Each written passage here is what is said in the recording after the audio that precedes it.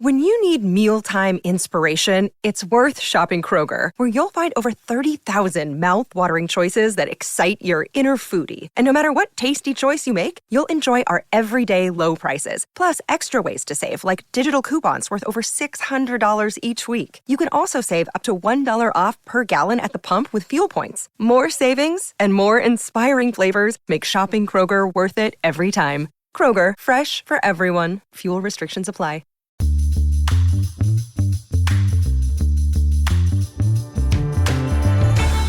Hey everyone, welcome to this edition of Keep Watch Pass on the It's Not That Bad podcast channel, a proud member of the Pantheon Podcast Network. 20 years ago was 2004, and a whole whack of good and maybe not so good movies. But it is time to take a look at 2 decades ago and see what the cinema served us. And here to join me for this 20-year vintage of films, my lovely wife, Carrie. Carrie, how are you doing today? I'm doing great. And yeah, 20 years apparently flashed in the blink of an eye. Yeah, like, ooh. In all honesty, like, and I know we've been doing these kind of decade-old episodes now. We're in our 3rd straight week of touching on films that are, 2 weeks ago, we did 1984. Last week, we did 1994. Now we're in 2004. Do you see a trend here, people? But I'm often fascinated by how some of these movies still carry over decades later and really did set the tone. And you can almost see like trends in filmmaking at the time with each one of these films and each one of these decades. It is fascinating. And I will say, I do try to keep my picks, not necessarily obvious. Because if you've listened to the show a number of times, you're going to sit there and say, oh, he's going to go for the sci-fi pick. Or, oh, she's going to go for the Tarantino pick. Like, we do try to keep things fresh. We do try to keep ourselves a little unpredictable. But then there's some times when we just can't control ourselves because the movie is that damn good. But Carrie, going through the list of 2004 films, and there were more than 2004 films in 2004, did you find this episode difficult to make your choices from? You know what? It actually brought me back to how many Friday nights we'd finish work, 5:30 we would be at our local Blockbuster. Blockbuster. Trailing the new releases and finding the more obscure picks or seeing what's in the 99-cent bin. 7 movies for 7 days, y'all. Right. Oh, like, honestly, I kind of wish there was a video rental store in our town. I know there are some independent movie rental stores that also specialize in selling special editions of DVDs and Blu-rays and whatnot.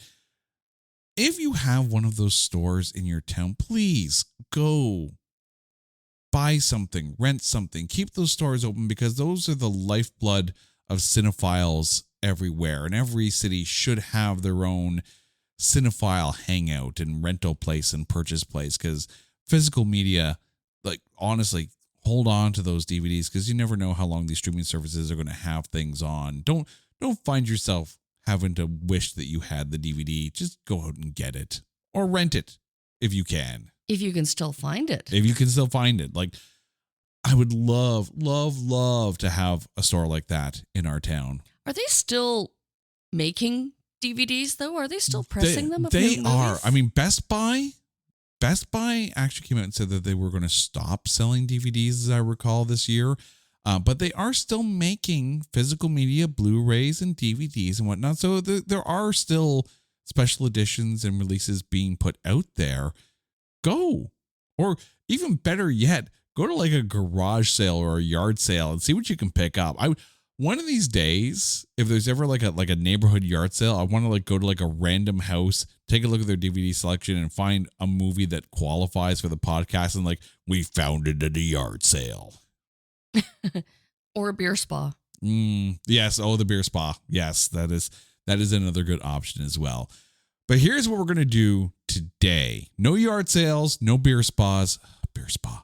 But we are going to pick 3 movies that were released in 2004, a keep, a watch, and a pass. The keep, of course, is one that is a fine vintage, a good year, if you will. A watch is one that, you know what, yeah, crack it open, it's all good. And the pass is one that would probably end up in most people's yard sale, but we'd still find it anyways. Hey, it's Kaylee Cuoco for Priceline. Ready to go to your happy place for a happy price? Well, why didn't you say so? Just download the Priceline app right now and save up to 60% on hotels. So whether it's Cousin Kevin's Kazoo Concert in Kansas City, go Kevin, or Becky's Bachelorette Bash in Bermuda, you never have to miss a trip ever again. So download the Priceline app today. Your savings are waiting. Go to your happy place for a happy price. Go to your happy price, Priceline. And now we get to our keep picks. So, Carrie, from 2004, what tops your list? Well, you had called it out that picking a Tarantino movie would be the obvious choice, so scratch Kill Bill 2. No, you can pick the obvious choice. I'm not saying you don't have to, but if Kill Bill Volume 2 is your pick. Well, it was, actually. So here we are.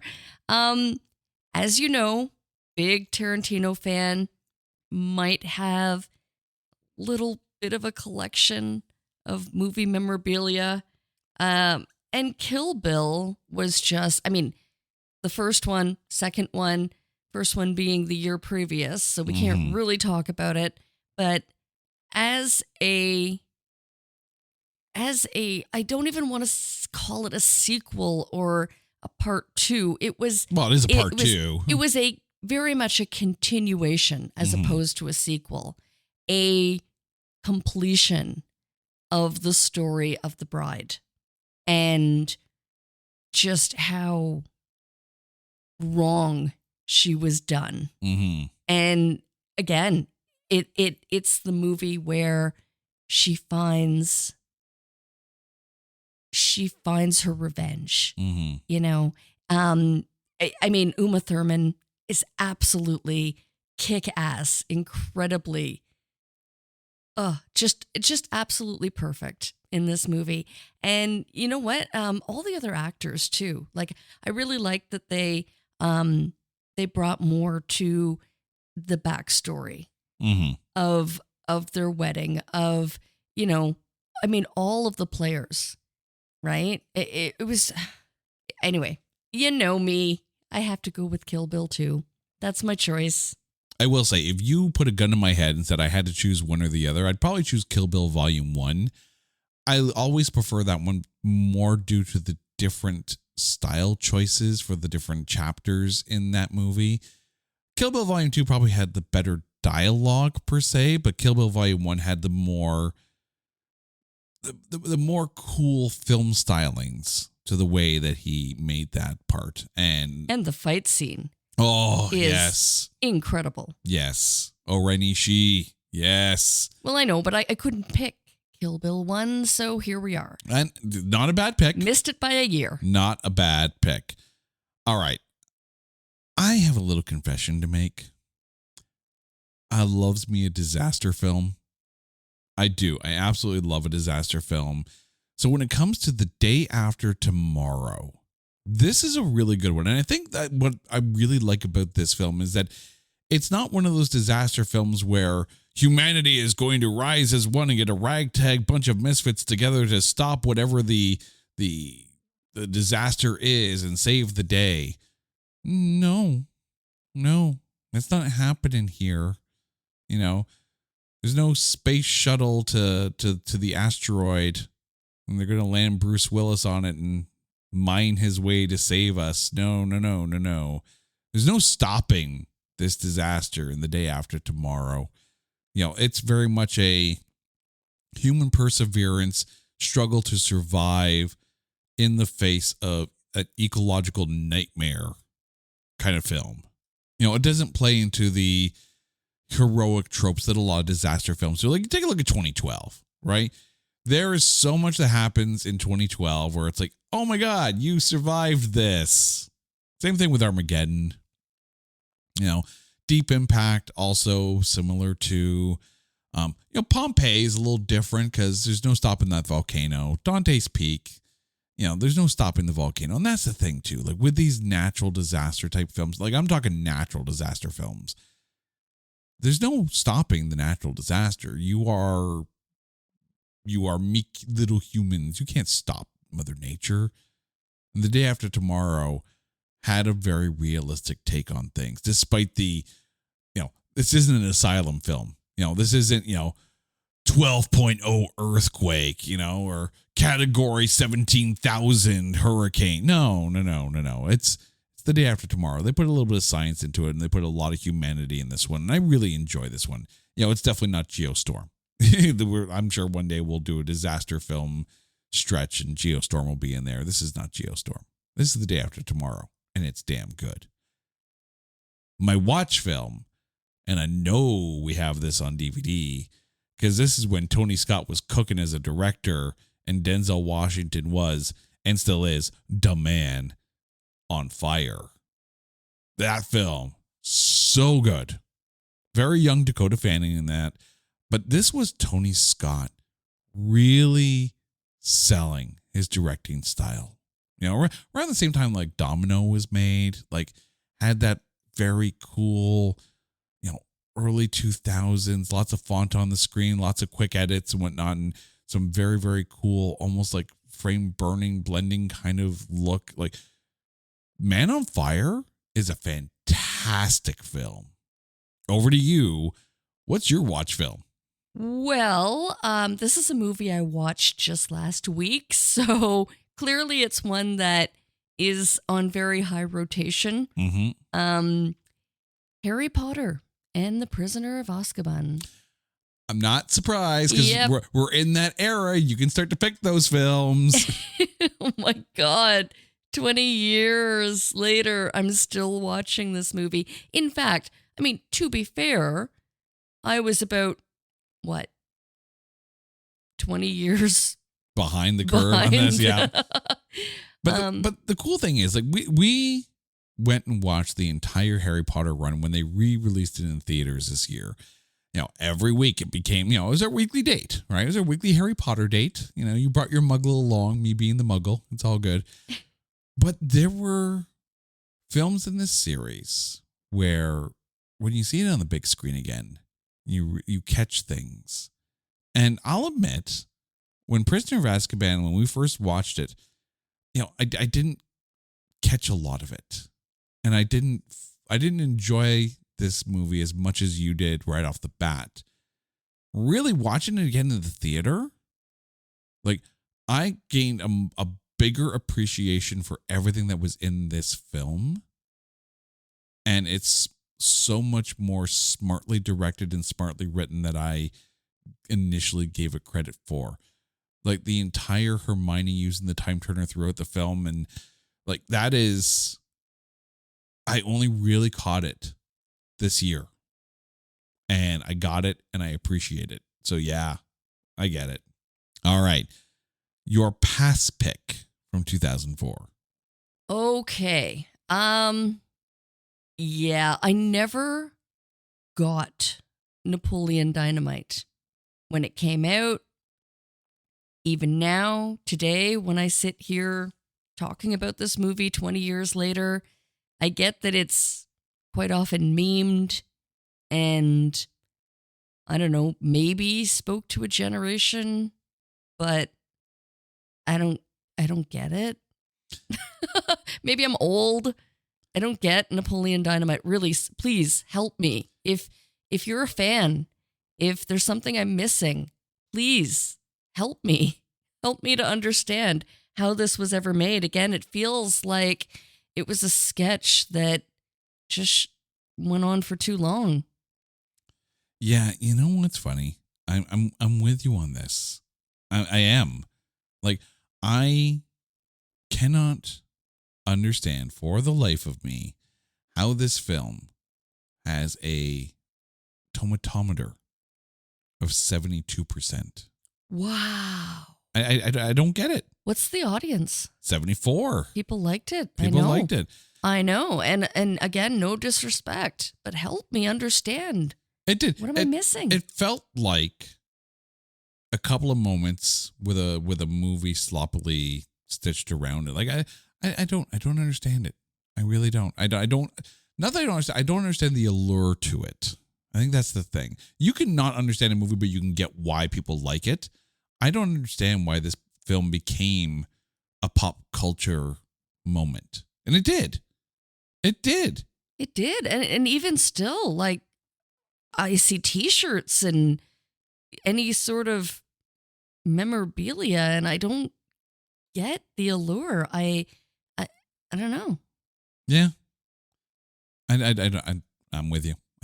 You're not alone, sweetie. You're not alone. Thank you. You are not alone.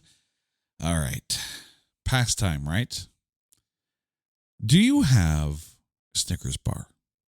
Here we go. Because it's time. Soul Plane, bitch. Oh, no. Yeah. Yeah. Let me explain. I created this monster. Let me explain. Okay. Ooh. Here comes the movie rage. Okay. So 2004 rolls around and we like to, lie down on a couch together and, snuggle up. It's early in our marriage. It's all good. For the record, it was a very good couch. It was a great couch. Love the couch. So Carrie rests her head upon my arm and falls asleep, which usually happens around the opening credits, and happened again here. And she was like, oh yeah, we'll just put this on and whatever, right? And she was out like a light. Soul Plane. Soul Plane. Tom Arnold and Snoop Dogg and Soul Plane. Now, normally, when Carrie falls asleep, I'm like, okay, cool. She's asleep. She's snoring. It's all good. I'll just reach the remote control and change the channel and watch whatever I want to watch because I'm not tired. Not tired. I'm staying up. We're going to watch a movie. But her head has pinned my arm onto the couch. And I, dutiful husband, I don't want to wake her. You don't wake the sleeping giant. No. You don't wake the sleeping lion unless you want your head bit off. Two factual things here. I am far from a giant. And you could have just, woke me up if you didn't want to watch the movie. Wake me up. But the thing is, instead of holding a grudge for 20 years. Oh, I'm going to hold this grudge to the grave. But the thing is, the remote control was literally just out of my fingers reach. And no matter how much I tried to stretch and whatnot, and her head was pinning my arm down. And I could feel the blood start to go. And I'm just like, I can't reach the remote control. And I'm looking at this remote control like I'm trying to use the force. Like I'm Silent Bob and Mallrats trying to No, couldn't reach the remote. So I'm held hostage by my sleeping wife's head, draining the blood from my arm, and I'm stuck watching Tom Arnold and Snoop Dogg in Soul Plane. Soul Plane. You can send your Snickers care of. Oh, we're going to need a Snickers sponsorship to get through freaking Soul Plane. Ooh. And so I watched this film, and all the while I'm like, I can't believe I'm watching this film. This film is horrible. What the hell am I watching? Why can't I move her head so I can reach the remote control? That's a war crime in some countries. For the record, I woke up at the end credits. Yeah. And she's like, what did I miss? Soul Plane's what you missed. And I'm like, how was it? Yeah. And yet,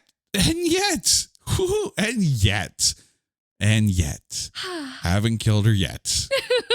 Soul Plane. There are certain moments in our movie watching and movie rental history where I have looked at her and said, you are not allowed to pick the film ever again. This is one of those moments.